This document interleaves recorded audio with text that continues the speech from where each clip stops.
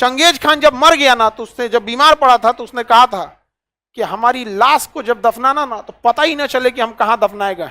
तो उसकी लाश को दफना के 10,000 घोड़ों से जमीन को कुदवाया गया था। दोस्तों, चंगेज खान जो एक छोटे से कबीले से था, उसके बदले की आग ने 4 करोड़ लोगों को मौत के घाट उतार दिया था। दुनिया फतह करने की इस आग में उसने अपने सगे भाई को भी झोंक दिया। इतिहास के पन्नों में दर्ज है कि उसने लाशों के ढेर पे मंगोलियन साम्राज्य की नींव रखी थी। वो साम्राज्य जो अपने समय में चीन से लेकर यूक्रेन तक फैला हुआ था। चंगेज खान का दबदबा इतना ताकतवर था कि वो जिस जगह से निकल जाता था वहाँ कब्रिस्तान बन जाता था। चंगेज खान किस जगह पर कैसे मरा, किसी ने उसे मारा या वो नेचुरल डेथ मरा, ये यकीन से कहना मुश्किल है। लेकिन कहा जाता है कि कुछ लोगों को उसकी लाश मिली थी और करीब 2000 लोग उसकी अंतिम क्रिया में मौजूद थे। आज 700 से भी ज्यादा साल हो चुके हैं, पर कोई भी उसकी बॉडी या उसके मकबरे को ढूंढ नहीं पाया है। हालांकि कुछ लोग आज भी इस चीज को एक मनगढ़ंत कहानी बताते हैं। चंगेज खान नाम लोगों के सामने पहली बार तब आया जब 1201 में चंगेज खान ने अपना दबदबा बढ़ाने के लिए मंगोलिया के हर छोटे कबीले पर आक्रमण करना शुरू कर दिया। इन कबीलों में से एक था जमूखा कबीला, जो उसके शक्तिशाली दुश्मनों में से एक था। ऐसा कहा जाता है कि एक बार लड़ाई के वक्त अचानक से एक तीर आया और चंगेज खान की गर्दन को छूते हुए आगे निकल गया। उस तीर के गर्दन में छूते ही चंगेज खान ने मानो अपनी मौत को अपनी आंखों के सामने से निकलता हुआ देखा था। लेकिन किस्मत से वो बच गया और युद्ध जीत गया। जीत के बाद उसने उस धनुर्धारी को बुलाया जिसने उसको तीर मारा था। चंगेज खान ने उससे कहा कि हमारी सेना में शामिल हो जाओ। चंगेज खान के कहते ही वो उसकी सेना में शामिल हो गया और ऐसे युद्ध जीतते जीतते उसने एक से बढ़कर एक शातिर योद्धाओं को अपनी आर्मी में शामिल कर लिया और अपनी आर्मी को इतना स्ट्रॉन्ग बनाया कि वो एक छोटे कबीले से मंगोलिया साम्राज्य तक पहुंच गया। और फिर ऐसे ही एक दिन अपने साम्राज्य को और भी ज्यादा बढ़ाने के लिए उसकी नजर पड़ी टेंगट एम्पायर पर, जो कॉमनली वेस्टर्न शिया के नाम से भी जाना जाता था। इस रीजन में बेसिकली एग्रीकल्चर कम्युनिटी बसी हुई थी जो राइस प्रोडक्शन के लिए फेमस थी। चंगेज खान ने सोचा कि उसकी आर्मी काफी बड़ी है, अगर वो इस जगह पर कब्जा कर लेता है तो उसकी सेना के खाने का बेहतर इंतजाम हो जाएगा। यहाँ पर इतनी ज्यादा मात्रा में अनाज होता था कि ये पूरे मंगोल एम्पायर को अनाज तो देता ही था, साथ ही आर्थिक रूप से प्रबल भी करता था। चंगेज खान ने पूरे प्लान से एक दिन 1205 ईस्वी में इस जगह पर हमला बोल दिया। यहाँ पर रहने वाले टेंगट एम्पायर के लोग इतने ताकतवर थे कि उन्होंने चंगेज खान से करीब 5 साल तक लड़ाई की। अंत में चंगेज खान युद्ध तो जीत गया, लेकिन चंगेज खान की सेना बहुत बुरी तरह से घायल हो चुकी थी। उसके बड़े बड़े सेनापति जो कि बहुत दिमागी, चतुर और बहादुर थे, वो सब मार दिए गए थे। चंगेज खान का हाल ये था कि अब वो किसी और देश पर हमला नहीं कर सकता था। हालांकि उसने टेंगट साम्राज्य को जीत लिया था, लेकिन वहाँ के लोगों में चंगेज खान का डर बिल्कुल खत्म हो चुका था और टेंगट लोग चंगेज खान की हर बात को नकार देते थे और वो पूरी आजादी के साथ रहते थे। ऐसे ही एक दिन जब चंगेज खान ने टेंगट लोगों से कुछ आर्मी की मांग की तो उन्होंने उसे हमेशा की तरह नकार दिया। इस रिजेक्शन के बाद से चंगेज खान को इतना अपमान महसूस हुआ कि उसने एक बार फिर से टेंगट साम्राज्य पर आक्रमण बोल दिया। लेकिन इस बार उन्हें जिंदा रखकर उन पर राज करने के इरादे से नहीं, बल्कि उन्हें पूरे तरीके से मिटाने के इरादे से चंगेज खान ने उन पर आक्रमण किया। सभी को पता है कि चंगेज खान एक क्रूर राजा था, लेकिन वो काफी अमीर भी था। उसके पास करीबन 120 ट्रिलियन डॉलर्स की संपत्ति थी। प्रतिशोध की आग में लिपटे हुए चंगेज खान ने टेंगट एम्पायर पर फिर से एक जोरदार हमला किया और वो टेंगट एम्पायर के हर एक सैनिक को काटते हुए आगे बढ़ता जा रहा था। उसका गुस्सा इतना तेज था कि उसे मारकाट के अलावा कुछ दिखाई नहीं दे रहा था। लेकिन इसी दौरान एक तीर तेजी से उसके पास बढ़ रहा था, लेकिन चंगेज खान टेंगट एम्पायर के सैनिकों को मारने में इतना ज्यादा व्यस्त था कि वो तीर उसे दिखा ही नहीं और कुछ ही क्षणों में वो तीर सीधे उसके गुर्दे में घुस गया। लेकिन बदले की आग के सामने तीर की पीड़ा उसके लिए कुछ भी नहीं थी। चंगेज खान युद्ध में इतना ज्यादा घुस चुका था कि उसने तीर के दर्द को नजरअंदाज कर दिया और वो वैसे ही घायल अवस्था में आगे बढ़ता रहा। फॉर्चुनेटली चंगेज खान और मंगोलों ने युद्ध तो जीत लिया, लेकिन ये खुशी ज्यादा देर तक टिकी नहीं, क्योंकि चंगेज खान का जख्म उसको अंदर से नुकसान पहुंचाने लगा था। ये जख्म इतना ज्यादा पक चुका था कि उसने बिस्तर पकड़ लिया था। टेंगट एम्पायर के खिलाफ पैदा हुई बदले की भावना चंगेज खान की मौत का कारण बनी। कहते हैं कि उसी घाव के इन्फेक्शन की वजह से चंगेज खान की मौत हुई। लेकिन अभी तो सिर्फ चंगेज खान मरा था, अभी तो उसके साथ या फिर कह लीजिए कि उसके लिए 2000 लोगों को और जान देनी थी।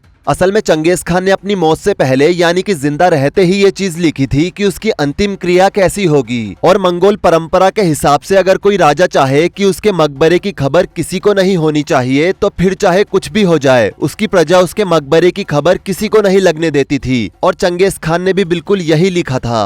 इसलिए युद्ध भूमि से अपने राज्य तक जब उसकी बॉडी को लेकर जाया जा रहा था तब उसके सैनिकों ने हर उस इंसान, जीव और जानवर को मार दिया जिन्होंने भी उसे देखा था। और फिर अपने राज्य में पहुंचते ही 2000 लोगों को उसकी अंतिम विदाई में आने का न्योता भिजवाया गया। लेकिन ये कोई साधारण न्योता नहीं था, बल्कि ये न्योता था मौत का न्योता। जी हाँ, सही सुना आपने, मौत का न्योता, क्योंकि इन लोगों को मरने के लिए बुलाया गया था। अब ये लोग कौन थे और क्यों उन्हें मारा गया, इस पर रिसर्चर्स द्वारा आज भी खोज की जा रही है। इन 2000 लोगों को मारने के बाद इन्हें कहां दफनाया गया और खासकर चंगेज खान को कहां दफनाया गया ये आज भी किसी को नहीं पता है। खैर, चंगेज खान को कहीं न कहीं तो दफनाया गया था और उसकी बॉडी किसी को ना मिले इसके लिए सैनिकों ने 1000 घोड़ों को जमीन पर दौड़ाया ताकि जमीन दब जाए और एक सामान्य जमीन जैसी दिखाई दे। और उसके बाद शुरू हुआ असली हत्याकांड, क्योंकि जिनको भी चंगेज खान की अंतिम क्रिया में बुलाया गया था उन सभी लोगों को एक सैनिकों की टुकड़ी ने आकर मार दिया। फिर उस सैनिकों की टुकड़ी को दूसरी सेना की टुकड़ी ने मार दिया और फिर उन्हें किसी और टुकड़ी ने। और ये सिलसिला तब तक जारी रहा जब तक वो सारे मर नहीं गए जिन्हें चंगेज खान के मकबरे की खबर पता थी। इस हत्याकांड में चंगेज खान के नाम पर करीब 40,000 लोगों की बलि चढ़ गई, जो कि पहले सिर्फ 2000 था, लेकिन लोगों का रेशो बढ़ता गया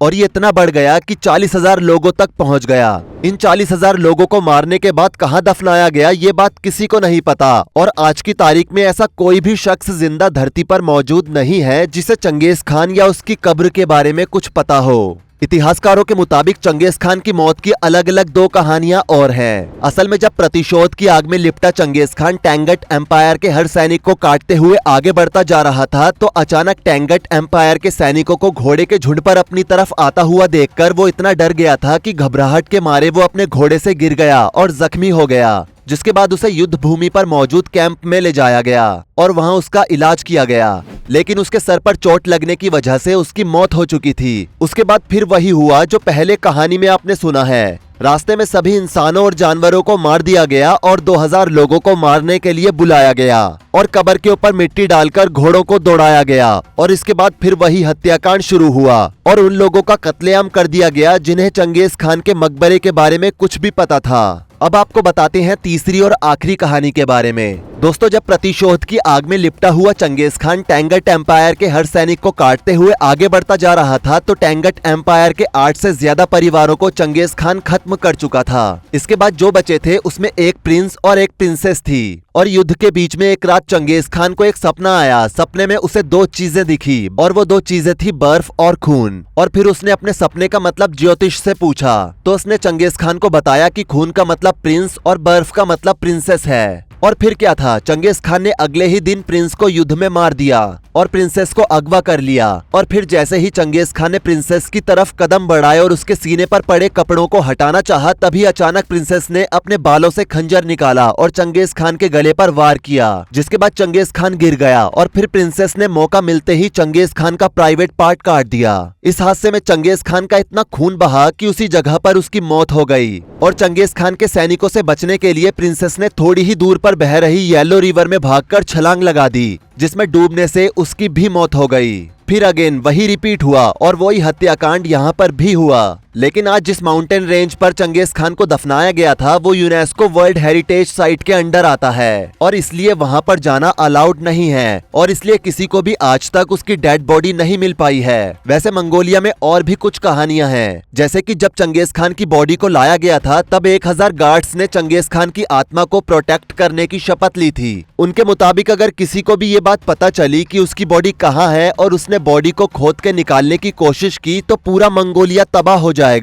हालांकि इस बात में बिल्कुल भी सच्चाई नहीं लगती। दोस्तों, इनमें से कौन सी कहानी आपके हिसाब से सच है आप हमें कमेंट करके बता सकते हैं। वीडियो को लाइक करें, शेयर करें और ऐसी ही और वीडियोस के लिए इस चैनल को सब्सक्राइब करके साथ में बेल नोटिफिकेशन को भी ऑल पर सेट कर लें। धन्यवाद।